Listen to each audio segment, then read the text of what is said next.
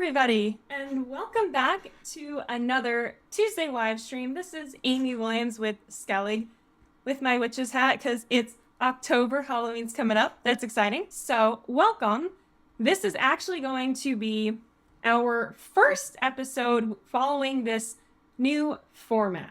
So this week, instead of doing live development, instead we're going to do more of just talking about the software that we configured earlier in the week, and we should be releasing some of those clips. I think some are already out, but you'll see more clips being released later too of everything that gets shown tonight. So don't worry if it seems like we go kind of fast. The details will be available later. So people are probably wondering, all right, why are you doing an episode just about HighByte? So you know what's funny is I actually wanted to talk about HighByte for a while. I don't know if you guys remember, but I initially was trying to release like a second mini-series. It was supposed to be 5 parts, and it was from like Legacy Life Sciences to 4.0. And we did release parts 1 through 3. So a quick recap. In that series, I was trying to make the case that everybody can and should benefit from Industry 4. And the first thing that you need to do is that assessment and then proof of concept. Now, people like to skip the assessment. I can't tell you how many project bids I've seen that looks like they just said, what did we do for the past decade? Okay, do that again. And I can't really blame them. People like to stick to what they know, but digital transformation is about innovation. In that video series, we kind of made the case that you shouldn't skip the assessment, even though it's comforting to do what you've always done. And it's hard. It is kind of difficult to do something different, right? But in order to do something different, you should at least spend time doing research, or if you don't have time, then you should probably get some help and rely on somebody else's expertise, like you can take classes or hire a consultant to kind of help accelerate your learning, right? Now, my plan was episodes 4 and 5. Those were going to be a bit more technical, and I was going to show a simple, like 10-minute use case targeting a specific software that I know is popular in the life sciences. Because my hope was if you guys saw that and redid it yourself at home with your real manufacturing data, you could take that like teaspoon of political will, go to your manager and say, hey, look at this open architecture. Look at how great it is to have access to data. You should give some time or invest some budget into letting us properly pursue like Industry 4, right? But I was naive. Actually, better yet, I probably should say honestly, I was spoiled. I was spoiled from working with, softwares like Ignition and HighByte and Hive and Canary. All those guys who actually like when you make videos about their product that I forgot. Some companies actually don't appreciate crowdfunding development, I should say. So unfortunately, it turns out that that initial plan kind of got a thumbs down from the legal department because it would have been showing a lot of like proprietary software that they, I guess, don't want advertised. So that kind of killed the series for me because I never wanted to make a video where I say, hey, take my word for it, this thing is going to work. No, I want to be able to prove and I want to be able to show the behind the scenes that, hey, this actually does work. This is real data. So that is why episodes 4 and 5 never happened. But I have good news. Tonight, we are going to resurrect Videos 4, the spirit of Video 4, by talking about DataOps, HighByte, and some of its version 4 features. So let's start off really quick talking about DataOps. So I think if we go and just Google it, we get this definition. It's actually from Litmus, which is another cool company. And they say that DataOps, industrial DataOps, is the latest framework in Industry 4. It drives digital transformation, and it deals with collecting, normalizing, and contextualizing data from all assets, ensuring it's usable for operations, IT, data science team, and executives. So that's a really cool definition. This is actually probably one of my more favorite definitions because it does include those keywords of how important it is to contextualize and normalize data. The good news is there are a lot of data ops platforms out there. Like I think you could consider Litmus as one of them, and they're cool too, right? And it can be a bit overwhelming. So when I think about, okay, data ops platform, there are really two minimum functions that I'm thinking that this thing has to nail before we even consider going forward with it. And that is data modeling and data movement. So data modeling, that's basically when you can create a structure of data, and we'll show this later with HighByte, but it's similar to like a UDT in Ignition, where you can create, where you can take different data sources, organize it in an intuitive way, and then for my use case, I like to publish that then into my unified namespace. So that's data modeling. And then there is data movement, which means, can I take data from source A and get it to source B? Pretty simple. So I picked those two when I think about DataOps platforms, just because when we think about the unified namespace, you have to do those two things to actually construct one. Because, at existing sites, unfortunately, nobody has access to data, so data movement is really important. And then second, it's not clean, it's messy, there's no data governance usually across the whole enterprise. So that's another big lift that your DataOps platform should help you solve. So to show that today, we are going to use HighByte. Now, I'm certain somebody's wondering, well, gosh, why HighByte and not Node-RED or platform A, B, C, D, E, F, G, right? Are you saying that, gosh, Amy, you have to use HighByte? And I want to be crystal clear on this. No, you do not need to use HighByte to build a UNS to be a successful company. Just like you don't need to use Ignition, you don't need to use MQTT. The beautiful thing about building a unified namespace architecture, it's open, edge-driven, lightweight, report by exception, is that there is no one right way or wrong way to do it. But what HighByte has going for it is this beautiful little bar at the top of that 2-hour unlimited time trial. It's just like Ignition. You could build a fully functional enterprise class solution without paying for anything until you want it up 24 hours running, right? I want to give one honorable mention. The other big contender for a totally free DataOps platform would be Node-RED. That's also a really good tool, and I do recommend a lot of people check that out. One word of warning though, it is free and it is open. So everything is not guaranteed to exactly work perfectly. There are some nodes that don't like having over 10 connections, for example, or they might be deprecated. So just be a little cautious with Node-RED. It's powerful, it's wonderful, but it doesn't have the type of support with it that I think a paid platform like HighByte does. With that said, let's go check out HighByte. The first thing that I want to do is kind of just do a quick tour of the platform. For today, we're just going to cover the basics of HighByte. There's a lot that HighByte can do. If I went around and tried to address every single use case, we'd be here all night. So I'm intentionally just going to hit on a few of the core components. And then if people are like, oh, I wish you talked more about that, please leave a comment. You can fill out the form. I'll gladly make more videos if that's what people want. All right, so in our tour, the first thing to note is that up here in the upper left, well, first there's this beautiful banner for the trial. So I'm gonna hit reset trial. It's that easy, I love it. So the first thing is connections. So what this is that first requirement that I care a lot about, right? What data can you connect to? And then second, can we help move it around? So let's make a new connection really quick, just to show you how that is. So we can do new connection. Next. Now let's look through what the connections are. The first one is AWS, so that's like cloud. Azure, that's more cloud. It does do files, CSV, Parquet. Then there's Google, more cloud. HTTP, okay. Modbus TCP, that one's fun. Then there's MQTT, both flavors, OPC UA, more Snowflake, cloud. You got Kafka, the new Ignition module, and then some of your Microsoft SQL servers, all that. Okay.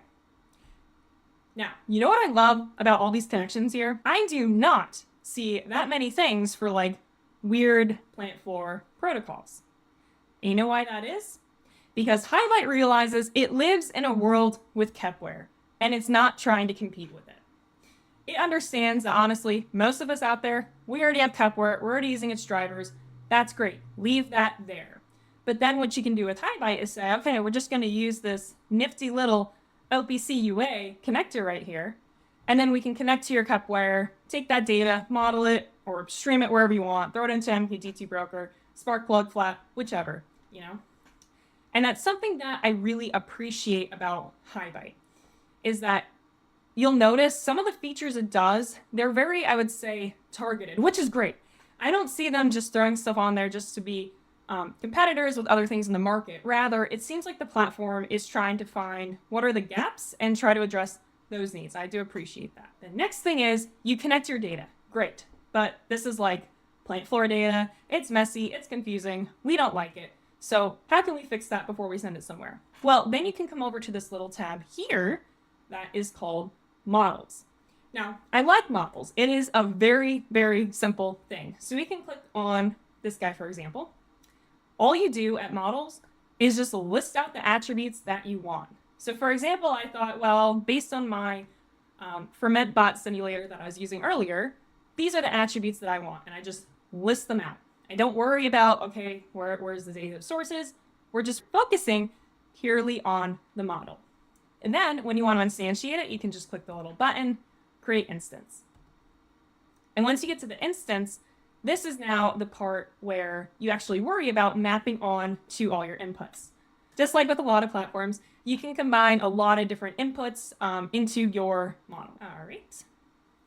So we can click on one. We can look at this guy if we want. So one of them, for example, was that ferment bot simulator I made where we have a little OPC server. And you can see that all I did was I went over to my inputs, I went to my OPC server, and then I was able to just drag and drop my tags as needed onto this little model. And then something that I really like is you can come over here and click the test instance button, and it just shows you, oh, this is what it looks like when it all comes together. So that's really convenient. All right. So then the next thing is, okay, we've connected to data sources, we've created a model, now I want to send it somewhere. So the way you do that is in this section called pipelines.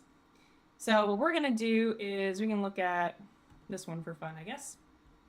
So pipelines, honestly, they kind of look like Node-RED in a way. The most common thing to do is you start with just a trigger, and then you can always read from a data source, write to a data source. And what's nice, though, is pipelines, they've combined with flows for version 4.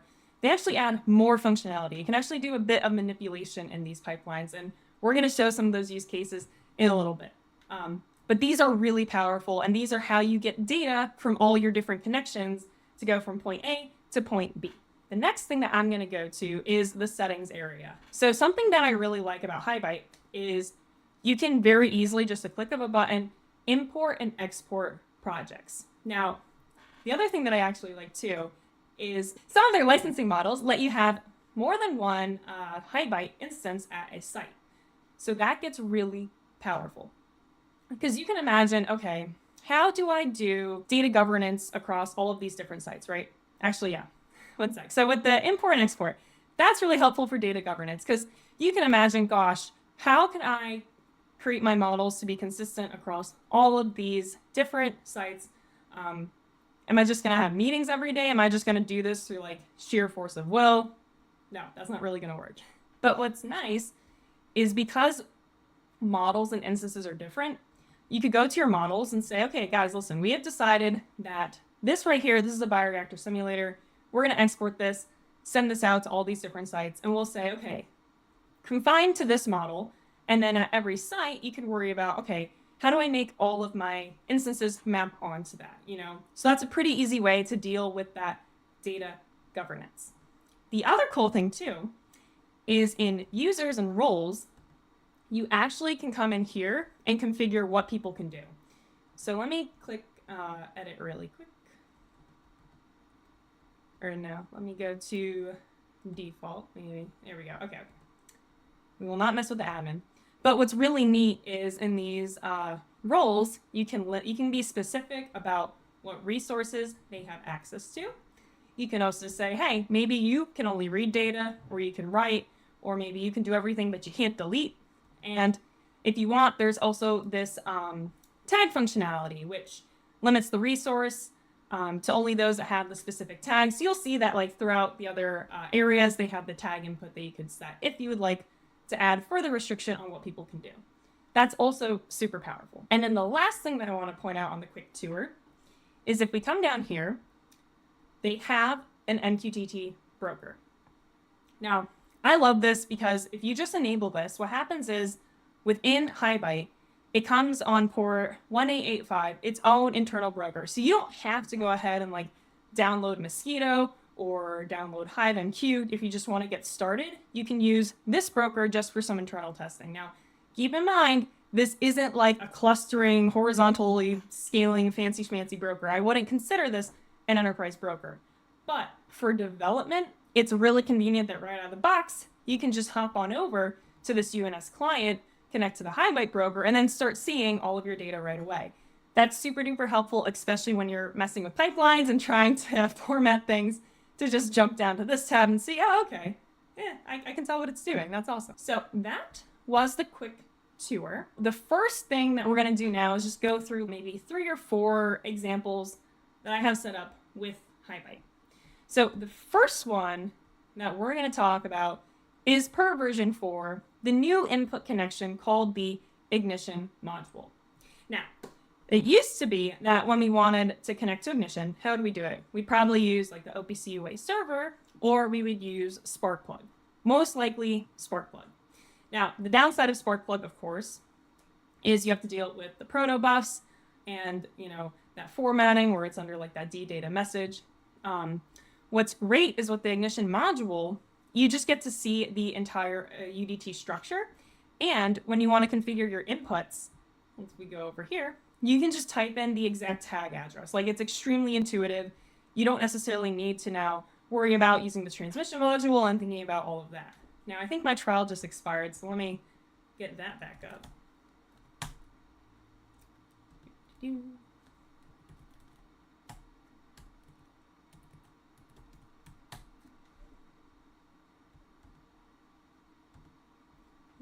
Okay. And I'll just show you really quick.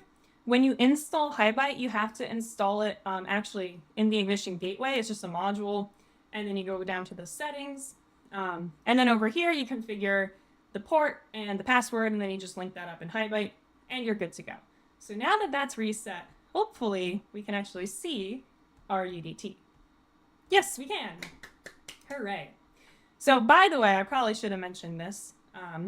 What we had in our ignition project is, if I go to Exchange, we just created a very simple little bioreactor UDT definition following the ISA 95 Part 2 object model, which was created by Dylan Dufresne. So I highly recommend you guys check that out. It's a really cool resource. I really like the UDTs. It was super easy for me to expand upon it. It was really fun. So that was great. Now, something that's interesting is I feel like people might wonder, well, gosh, why would they do that? Why would I want HighByte if I have ignition and vice versa? And the thing is, I honestly don't see them as competitors. I think they have their own separate, distinct strengths. So one main difference is ignition as a platform. It gives you visualizations. Meanwhile, HighByte just does DataOps. More importantly, it does like enterprise DataOps. So I want to put this caveat there. There are no right or wrong answers. You only have options. So if you have ignition and you just want to be an ignition house, you can get exceptionally far doing that. Just keep in mind that to solve some use cases in ignition for like enterprise unified namespace implementations, you're gonna have to buy a certain amount of third-party modules, which are not free, and you are gonna have to do a bit of scripting using their Jython coding language, which can be kind of limiting. For example, dealing with like the Sparkplug and the flat MQTT. Meanwhile, if you are willing to try out a DataOps platform such as HighByte, those same use cases can be solved very low code, just drag and drop, and I think can be much more approachable for more people in your organization as opposed to needing like higher level ignition power users. So this is just my personal opinion. This doesn't reflect Skellig, or in fact, I know people in Skellig probably disagree with me on this. But I also get asked the question sometimes like, hey, I'm interested in 4.0, like what's something that I should learn? And my de facto answer 100% of the time was, gosh, you guys have to check out Ignition. And I still stand by that. I completely do. But I'll throw this caveat in there. If your background is in IT and maybe you're not as interested in building applications that interface with the UNS, like that's where I think Ignition, it really, really excels, especially because of the visualization component, especially because it can interact with human input and do just so much. A UDT is so powerful. It might be easier to just start with, okay, I'm just going to try to connect to data, model it, and view it in a broker. Well, if that's your first starting step, then honestly it might be easier to accomplish out of the box with HighByte. And I don't mind saying that again, because it's a 2-hour time trial. It costs you nothing at this point.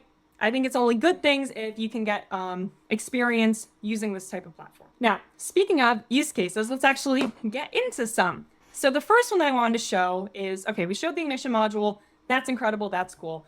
But let's pretend that you were just using regular good old Sparkplug. So this is a different connection I made. And this is just connecting to a MQTT broker subscribing to a Sparkplug topic. So you can see here it says localhost port 1883. And all I'm doing, I can show you on Ignition, is we are publishing out over Sparkplug B, that bioreactor. So perfect. We have this open so you guys can hopefully see my Sparkplug B topic. It says virtual factory. And if we go to D data, you see batching, you see bioreactor, then you see Google protobufs, which again, great for control, terrible for human comprehension. If I'm building a UNS, I would be very sad if like my go-to source of data was this black triangle with a question mark in it. So what we're going to do right now in HighByte is turn this into plain, friendly MQTT data. That's going to be great. So the way that we do that is we first made our Sparkplug B connection. That's awesome. And the next thing we do is we're going to go to a pipeline. So our pipeline is called Sparkplug B to MQTT. Now, I totally forgot to mention this. Another thing that I really like about HighByte is I think they actually have very good documentation. So one thing that you guys should check out is if you can just Google the HighByte user guide. This is something public. User guide, HighByte. Here we go. So this is just like a public resource, totally free. And what's even better is if you're reading the documentation and you get a little confused, because I get a little confused sometimes, check out their YouTube channel. I really enjoy the videos that Aaron does. I think they're pretty great. And he does a lot of use cases that I think are really common and applicable. So he even does a use case showing the flat MQTT to Sparkplug B example. And in that video, he mentions that there are probably 2 things you want to do in the pipeline, so to do some manipulation to try and make that better. Because the thing is, if you just did a connection in HighByte from just Sparkplug B to MQTT, what it's going to do is it will get rid of the Google protobuf. That's great. But what'll happen is it'll just be one giant payload on one topic. And again, then you don't have that hierarchy. That's not very browsable. That's not very human friendly. I don't love it. So instead, what you need to do is you have to add 2 stages, a flattened stage and a breakup stage. Their documentation is pretty great at this. I really enjoy when people put examples in. That's so much better. But basically, what the flattened does is it gets you one key to one value instead of having like nested keys. And then what the breakup stage does is basically it breaks it up every key. So therefore, MQTT payload is just going to be every key will be one topic, basically. So we can come down here and we can look up breakup. Like that.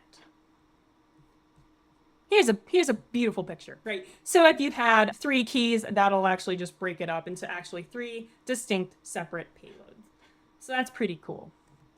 Another neat thing about the pipelines that I learned is that if you click the edit button, the track activity button is actually hidden there.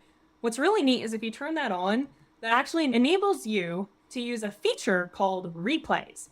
Now this might take a minute, but the replays are really handy. I mean, this is success, so it's not that useful. But let me tell you, when you're developing and something goes wrong, it's really nice to be able to look into the replay, see the log, see the error message. We'll click one just for fun. I don't think it's going to show us anything too interesting, but let's see. So we can click on like each block. We get some fun facts about it. I think we get to have some of the output. Yes, we do. Let me expand this out. So yeah, it shows us some of the statistics too. It tells us like how fast all this is working. It's a really handy dandy tool that I just wanted to shout out really quick. So we have this pipeline, it's going, and now we're going to look at the output in my broker. So I come on over to my broker, and we can look, and we can see that we have this bioreactor topic right here, and I can expand it out, and wow, would you look at that? It's beautiful. I can see so many things now. Every single guy is just its own topic. Like, that's a really nifty, convenient feature to have just right out of the box. Now, the next thing that we're going to talk about is another fun new version 4 feature, which is called validation. So we're going to hop back on over to pipelines, and we're going to click on this. So what's really cool is they offer this new little box here called model validation, which means you can basically do a check that your data fits a certain schema before it can move on. Now, really quick, let me show you some background as to what this is, because you're probably wondering. We're going to go back. So what this model validation is I made this bioreactor simulator. So let's see. I have this little OPC server running on my computer, and it has simulated data from this FermentBot. Now, the fun thing about this FermentBot website is they actually give you simulation data, but it's not formatted particularly helpful. If we look at some of the tag names, it's stuff like CS, MU, MX, OTR. Like, if you're looking at the screen, you can kind of like piece together, oh yeah, I know what that means. But gosh, if you now lose the FermentBot screen, you're looking at MU and you're like, I have no idea what that means, right? So what we did was in HighByte, we created a little data model for this guy. And that was the one we were talking about earlier. We made the bioreactor simulator. Then we created some instance. So if we look at bio1, we can see that it is just linked to our bio1 values, and it has friendly names like total substrate, substrate concentration. That's amazing. And I made a second one for good measure. Same thing, just with the bio2 values. So what we decided to do in our pipeline was say, okay, we're going to do a test. We're going to read our model instance value with the friendly names, and we're going to see if it meets the model validation where I picked that bioreactor model. So obviously it should pass, right? I'm trying to see, okay, does an instance of my model meet the model? And then what happens is if it succeeds, it's going to write it to the topic model passed. And if it fails, it goes to the topic, okay, model failed. But then what we did was we made a second read where we said, okay, I'm going to read the raw OPC data, those messy ones, the ones where it says like MU and stuff. And we're going to run it through the model validation block. And if it passes, well, then it goes to our model pass topic. And if it failed, it goes to our model fail topic. So what we're hoping to see is one published to each. So we can open up our MQTT Explorer. Let me minimize this. And we can see in our past validation, we do have the value that we expected, which is our model with the friendly names. And we can see that in failed validation, we have the model, we have the raw values that aren't meeting our model. So that works. Now, this is super duper powerful because you can imagine, gosh, what if I have ignition, or what if I did a really good job of modeling data at the edge? Do I really want to remodel that data as a model in HighByte? Maybe, maybe not. Maybe instead what would make sense is to use model validation, to just do a pass that like, okay, listen, you don't need to have your models live in HighByte, but anybody can publish to our UNS so long as they fit their corresponding model that we established, right? So that would be really handy. I think that's a really powerful tool. I'm super stoked that they added it. The last use case I want to show is like my favorite one. It's so cool.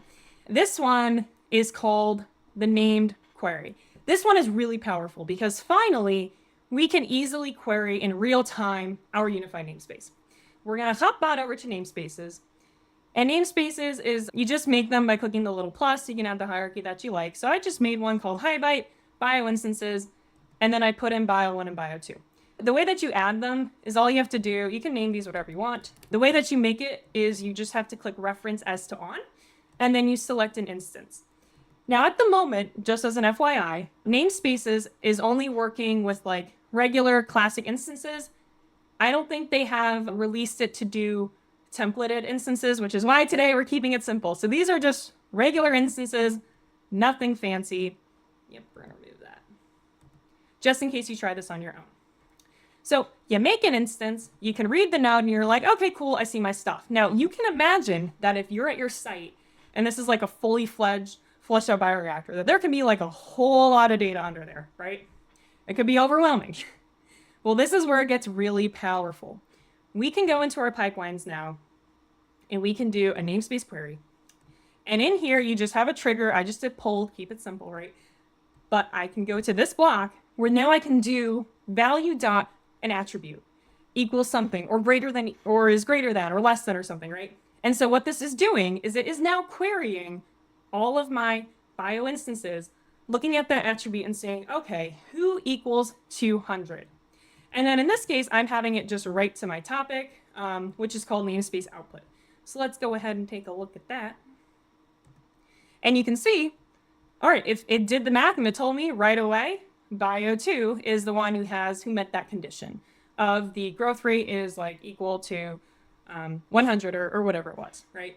So this is a really powerful feature. I am so excited that they have this. I really hope that they expand it because that's probably the most tricky thing right now. One of the most unsolved things right now about the UNS is like, gosh, how can I figure out where things are in real time? Because if you look at these fully built out UNSs, oh my gosh, there can be so many topics. It can be a bit overwhelming. So it could be so fun to be like, well, tell me, like, what are all my active alarms across every single site? That could be wild to have that be returned to you. Like, oh, here's the list or something.